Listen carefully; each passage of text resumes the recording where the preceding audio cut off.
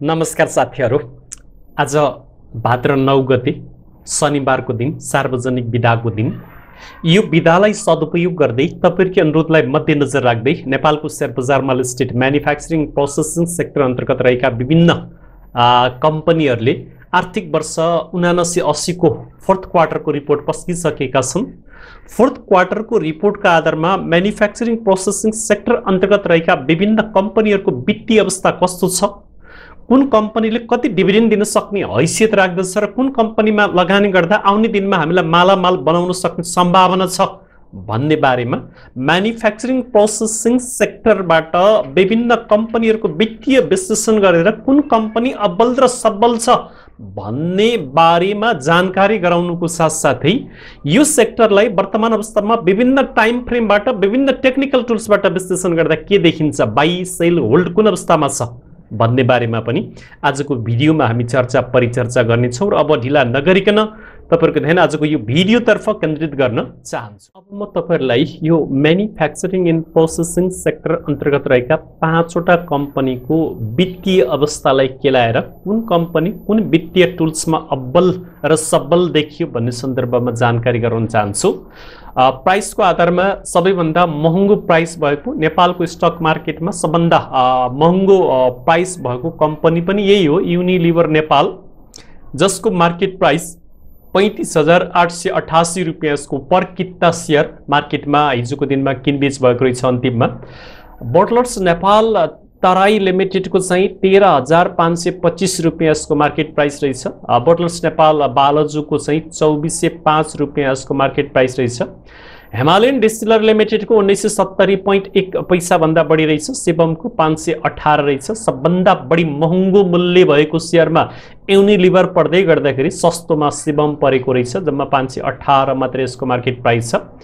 त्यसैगरी paid of capital highest भएको कम्पनीमा शिवम पर्दो रहेछ, जसको 4 अरब 40 करोड चुक्ता पुँजी छ। एचडिएल को 2 अरब 42 करोड 95,66,000 भन्दा बढी यसको पेड अफ क्यापिटल छ भने बोटलर्स नेपाल बालाजु लिमिटेड को चाहिँ कति पेड अफ क्यापिटल रहेछ भन्दा 19 करोड 48,89,000 यसको पेड अफ क्यापिटल रहेछ। बोटलर्स नेपाल तराईको 12 करोड 1 लाख मात्र रहेछ भने युनिलिभरको 9 करोड 21 लाख मात्र यसको पेड अफ क्यापिटल रहेछ। पेड अफ क्यापिटलमा एकदमै कम पेड अफ क्यापिटल भएको, बजारमा सप्लाई अत्यन्तै न्यून भएकोमा युनिलिभर पर्दो रहेछ भने सबभन्दा बढी सप्लाई भएको, सबभन्दा धेरै पेड अफ क्यापिटल भएको चाहिँ शिवम पर्दो रहेछ। अब हामीले रिजर्भको आधारमा सबभन्दा हाईएस्ट रिजर्भ भएको कम्पनीमा बोटलर्स नेपाल बालाजु लिमिटेड रहेछ, जसको 6 अरब 62,45,000 यसको रिजर्भ रहेछ भने शिवम दोस्रोमा पर्दो रहेछ। 4 अरब 67 करोड 66,50,000 भन्दा बढी यसको रिजर्भ रहेछ। युनिलिभर नेपाल, जसको पेड अफ क्यापिटल जम्मा 9 करोड 21 लाख छ, यसको रिजर्भ चाहिँ 4 अरब 26 करोड 45 लाख छ। 9 करोडको कम्पनीको रिजर्भ 4 अरब हुनु भनेको एकदमै स्ट्रङ्गेस्ट कम्पनीको रूपमा यसलाई हामीले हेर्न सक्छौं, देख्न सक्छौं। बोटलर्स नेपाल तराईको कति रहेछ भन्दा 3 अरब 79 करोड 29,01,000 रहेछ।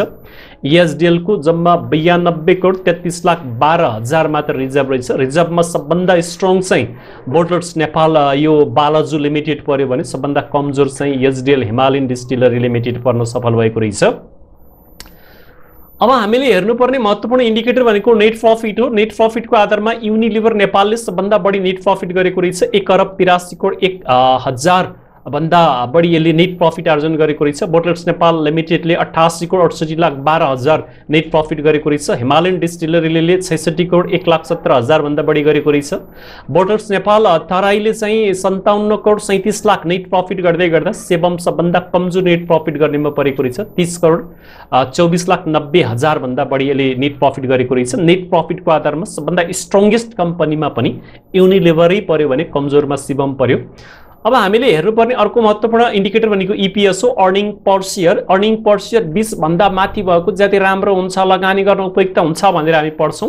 युनिलिभर नेपालको 20 होइन 1987.07 यसको ईपीएस छ।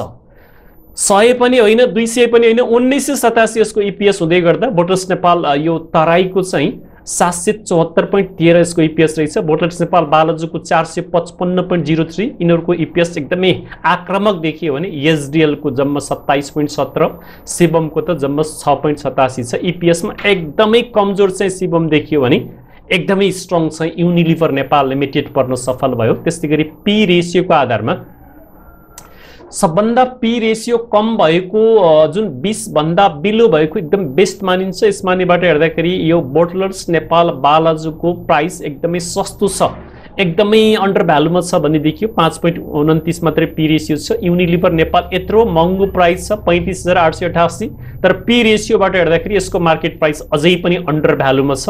यो कम्पनीमा लगानी गर्न डराउनु पर्दैन भन्ने यो पी रेशियोले देखाइराखेको छ। 20 भन्दा बिलो छ। बोटलर्स नेपाल तराईको चाहिँ कति रहेछ भन्दा 28.53 रहेछ। एसडिएल को 72.51 हुँदाखेरि शिवमको 75.4 छ। एकदमै ओभर भ्यालुडमा शिवम रहेछ भने एकदमै अन्डर भ्यालुमा चाहिँ बोटलर्स नेपाल लिमिटेड रहेछ भन्ने कुरा म जानकारी गराउन चाहन्छु। त्यस्तै गरी प्राइस बुक भ्यालु रेशियोको आधारमा बिलो 3 भएको एकदम बेस्ट मानिन्छ। यसमानिबाट हेर्दाखेरि बोटलर्स नेपाल बालाजु एकदमै अन्डर भ्यालुमा रहेछ 0.76। त्यस्तै गरी शिवम 2.51 रहेछ। बिएनटी भनेको बोटलर्स नेपाल तराई 4.58, युनिलिभर 7.58, एसडिएल 14.28। यसबाट हेर्दा सबभन्दा महँगो एसडिएल देखियो भने सबभन्दा सस्तो चाहिँ बोटलर्स नेपाल लिमिटेड बालाजु पर्न सफल भएको रहेछ। त्यस्तै गरी रिटर्न अन इक्विटीको आधारमा सबभन्दा हाइएस्ट रिटर्न अन इक्विटी भएको कम्पनीमा पनि युनिलिभर नेपालै पर्यो, जसको 41.79 यसको रिटर्न अन इक्विटी छ। 14-15 भन्दा माथि रिटर्न अन इक्विटी भएको ज्यादै बेस्ट मानिन्छ, जबकि यसको 14-15 होइन 41% यसको रिटर्न अन इक्विटी छ भने एसडिएल को 19.69 रहेछ। बोटलर्स नेपाल तराईको 14.66 रहेछ। बोटलर्स नेपाल बालाजुको 14.3 हुँदा शिवमको जम्मा 3.33 रहेछ। एकदमै कमजोर चाहिँ शिवम देखियो भने आक्रामक रिटर्न अन इक्विटी भएको चाहिँ युनिलिभर नेपाल लिमिटेड पर्न सफल भएको रहेछ। त्यस्तै गरी बुक भ्यालुको आधारमा सबभन्दा हाइएस्ट बुक भ्यालु भएको कम्पनी पनि युनिलिभर नेपाल पर्न सफल भयो, जसको 4732.46 यसको बुक भ्यालु छ। जबकि हामीले 200 भन्दा माथि बुक भ्यालु भएको कम्पनी ज्यादै स्ट्रङ हुन्छ भनेर पढेका छौँ। यसमानिबाट हेर्दा एकदमै स्ट्रङ छ यो कम्पनी। त्यस्तै गरी बोटलर्स नेपाल तराईको 3234 छ। बोटलर्स नेपाल बालाजुको 3181 छ। शिवमको 206.24 छ भने एसडिएल को जम्मा 138 छ। एसडिएल सबभन्दा कमजोर देखियो बुक भ्यालुको आधारमा भने सबभन्दा स्ट्रङ्गेस्ट कम्पनी चाहिँ यो युनिलिभर कम्पनी पर्न सफल भयो। यसरी विभिन्न टेक्निकल टुल्सबाट हेर्दाखेरि अब हामीले यहाँ इपिएसबाट हेरौँ। इपिएसबाट हेर्दाखेरि सबभन्दा बढी डिभिडेन्ड दिन सक्ने हैसियत बनाएर बसेको कम्पनी युनिलिभर नेपाल पर्यो, जुन हरेक इन्डिकेटरमा आफूलाई अब्बल कम्पनीको रूपमा देखाउन सफल भएको छ। 1 नम्बरमा हामीले युनिलिभर नेपाललाई राख्न चाह्यौँ भने, दोस्रोमा यो बालाजु जुन बोटलर्स नेपाल बालाजुलाई हामीले राख्न चाह्यौँ, जसको एकदमै राम्रो छ धेरै इन्डिकेटरमा। तेस्रोमा बिएनटीलाई राख्न चाहौँ, चौथोमा एसडिएललाई राख्न चाहौँ र पाँचौँमा शिवम राख्न चाहौँ। एकदमै कमजोर हरेक इन्डिकेटरमा एकदमै कमजोर कम्पनीको रूपमा शिवमलाई हामीले 5औं नम्बरमा राख्न चाह्यौँ। तर रिजर्भमा चाहिँ यसको राम्रो छ। यदि रिजर्भ बाँडियो भने यसले राम्रै बोनस दिन सक्ने हैसियत छ र यो कम्पनीहरूको डिभिडेन्ड हैसियत कति छ भनेर यसको डिस्ट्रिब्युटेबल इपिएस हुँदैन। यिनीहरूले चाहे भने कमाएको जति सबै बाँड्न सक्छन्। जस्तै इपिएसको आधारमा सबभन्दा हाइएस्ट डिभिडेन्ड क्यापेसिटी भएको 1987 भनेको 1987%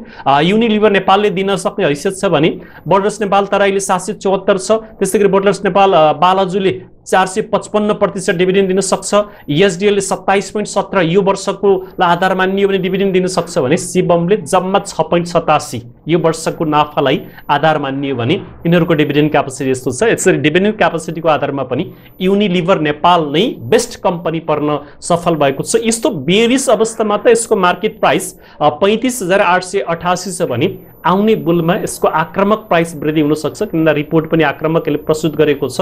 त्यसकारण थोरै किता भए पनि एकदम घटेको बेलामा यो कम्पनीमा लगानी गर्नुभयो भने आउने दिनमा तपाईलाई यो कम्पनीले मालामाल नगद लाभांश सहित तपाईलाई क्यापिटल गेन पनि दिन सक्छ भन्ने कुराको जानकारी गराइसकेपछि अब म तपाईलाई यो सेक्टरलाई विभिन्न टेक्निकल टुल्सबाट विश्लेषण गर्न चाहन्छु। फेब्रुअरीको रेसिस्टेन्स यो हाईबाट यो लोमा तानेर हेर्दाखेरि अहिले नन ट्रेडिङ जोनमा छ म्यानुफ्याक्चरिङ प्रोसेसिङ सेक्टर। यो जुन छ यो 0.236 भनेको 5396 भन्दा माथि गएर बुलिस क्यान्डल सहित यस्तो क्यान्डल सहित भोल्युमले सपोर्ट सहित क्लोजिङ दियो भने यसको अप ट्रेन्ड सुरु हुन्छ। अहिलेसम्म यो नन ट्रेडिङ जोनमा छ। तपाईहरुले अब यो नन ट्रेडिङ जोनमा गर्ने के हो त एकदमै फास्ट ट्रेडिङ गर्न चाहनुहुन्छ भने यतातिर आउँदा बाइ गर्ने हो, लोमा आउँदा बाइ गर्ने, अनि यो रेड जोन एरियामा गएर ठोकियो भने सेल गर्ने हो र यसलाई क्रस गरिसकेपछि बाइ गर्दा एकदमै राम्रो सुरक्षित बाइ हुन सक्छ भन्ने कुरा यहाँबाट मैले तपाईहरुलाई जानकारी गराउन चाहे। त्यसपछि 0.382 बाट सेलिङ आउन सक्छ र 0.618 सम्म यसको यात्रा हुन सक्ने अवस्था फिबोनाचीबाट अहिलेलाई देखाउन चाहे भने सपोर्ट चाहिँ यही नै भयो, यही लो पोइन्ट भयो। त्यसैगरी अब म अरु टुल्सबाट यसको अवस्था के छ भनेर जानकारी गराउन चाहन्छु। जस्तै यो माथिबाट खसेको ट्रेन लाइन जुन छ यसलाई आधार मानेर तल झारेको ट्रेन लाइन, यो ट्रेन लाइन ब्रेकआउट गर्नु पर्यो। यो ब्रेकआउट गर्नको लागि 5550 देखि 5700 को एउटा स्ट्रङ यसको R2 छ, R1 भनौं न, R2 हैन R1 रेसिस्टेन्ट 1 छ भने यसको सपोर्ट भनेको 5150 देखि 5250 सम्म छ। किन सपोर्ट छ भन्नुहुन्छ भने यतातिरको रेसिस्टेन्ट छ, यतातिरको सपोर्ट एरिया छ, यतातिरको सपोर्ट रेसिस्टेन्ट, यतातिरको रेसिस्टेन्ट सपोर्टेड, यता रेसिस्टेन्ट, यतातिर पनि रेसिस्टेन्ट सपोर्ट, यतातिर रेसिस्टेन्ट सपोर्ट। त्यसकारण यो एरिया यतातिरको सपोर्ट स्ट्रङेस्ट के छ त भन्दा सपोर्ट छ यो एरिया। यसको लागि यो एरियाबाट यो फर्कन सक्ने सम्भावना प्रबल छ किनभने त्यसभन्दा अगाडि पनि यो क्यान्डल यहीँबाट लो लगाएर फर्केको रहेछ। अनि सपोर्टलाई हामी 5150 देखि 5250 मानौं र यो तलबाट यो लोबाट यो लोमा तानेको जुन ट्रेन लाइन छ त्यो ट्रेन लाइन पनि यही एरियामा सपोर्टको रूपमा काम गर्न सक्ने अवस्था रहन्छ भने रेसिस्टेन्ट भनेको 5550 देखि 5700 छ। R1 यो R2 हैन R1 रेसिस्टेन्ट, किन भन्दा यतातिर पनि त्यहीबाट खसेको छ, धेरैचोटी माथि जान कोसिस गर्यो तर सकेन, यता पनि त्यही लेभलमा पुगेर खस्यो, अरु यता पनि त्यही पुगेर खसेको छ, यहाँ पनि लगभग त्यही एरियामा छ, यसरी यहाँ पनि त्यहीबाट खसेको छ, यहाँबाट त्यहीबाट खसेको छ। त्यसकारण यो एरिया भनेको एकदमै के छ त भन्दा R1 को स्ट्रङ रेसिस्टेन्ट छ। तपाईले अबको यात्रामा यो एरियामा सेलिङ आउन सक्छ भनेर विचार गर्नुपर्ने हुन्छ। R1 यो छ भने R2 भनेको 6000 देखि 6200 को यात्रामा यसको R2 को रेसिस्टेन्ट छ, यहाँ त्यहीबाट खसेको रहेछ र यहाँसम्म अहिले यात्रा तय गरेको छ। अब यता ब्याक टेस्टिङ गरेर हेर्दाखेरि R2 को अवस्था यतातिर छ, हेर्नुस् यतातिर सपोर्ट रेसिस्टेन्ट छ, यतातिर पनि सपोर्ट रेसिस्टेन्ट छ, यतातिर पनि सपोर्ट रेसिस्टेन्ट छ, यता रेसिस्टेन्ट छ, यता रेसिस्टेन्ट छ। त्यसकारण त्यो सेकेन्ड स्ट्रङेस्ट रेसिस्टेन्ट भनेको कति रहेछ भनेर तपाईलाई देखाउँदाखेरि यो अवस्थामा तपाईले बुझ्न सक्नुहुन्छ। यहाँ गएर यसको सेलिङ आउन सक्ने सम्भावना हुन्छ। R2 6000 देखि 6200 सम्म यसको R2 छ भन्ने कुरा यहाँबाट जानकारी गराउन चाहे भने पिभोटबाट हेर्दाखेरि बेस लाइन पनि त्यही 5500 देखि 5700 मा रहेछ। 5706 मा पिभोटको बेस लाइन छ। ल अहिले S1 मा यसले सपोर्ट लिइराखेको छ र यो भन्दा माथि क्रस गर्यो भने बेस लाइन सम्म जान सक्ने अवस्था यहाँबाट देखिन्छ भन्ने कुरा जानकारी गराउन चाहन्छु। अस्तिको दिनमा बेयरिश क्यान्डल फर्मेसन भएको रहेछ र अस्तिको दिनमा 66.12 अंकले घटेर क्लोजिङ दिएको रहेछ भन्ने कुरा यहाँबाट जानकारी गराइसकेपछि अब मैले विभिन्न टाइम फ्रेमबाट यो सेक्टरको विश्लेषण गर्दा म्यानुफ्याक्चरिङ प्रोसेसिङ सेक्टरलाई मन्थको टाइम फ्रेमबाट हेर्दाखेरि मन्थमा यसको यस्तो प्रकारको क्यान्डल फर्मेसन भएको रहेछ, बेयरिश मरुभुजु क्यान्डल, त्यो पनि मिडल बेन्डलाई तोडेर तल गएर फर्मेसन भएको रहेछ। 5279 मा यसको मिडल बेन्ड रहेछ, 5276.35 मा यसले क्लोजिङ दिएको रहेछ। अब मिडल बेन्ड तोड्यो भने फेरि लोअर बेन्ड सम्म आउन सक्ने सम्भावना हुन्छ, तर मिडल बेन्डबाटै सपोर्ट लिएर फर्केला किनभने EMA 5 डेज भन्दा माथि नै छ अझै र बेन्ड तलतिर फुक्न थालेको छ। यस्तो अवस्था देखिन्छ। यहाँ लो लगाएर यसले एक चरण मजाले हाइट लिएर माथि गएको रहेछ, मिडल बेन्डलाई पनि क्रस गरेर माथि गएको रहेछ, तर अहिले मिडल बेन्ड तोडेर फेरि तल आएको अवस्था देखिन्छ भने यता भोल्युमले यो महिनामा एकदमै सपोर्ट गरेको छैन, सेलिङको भोल्युम छ।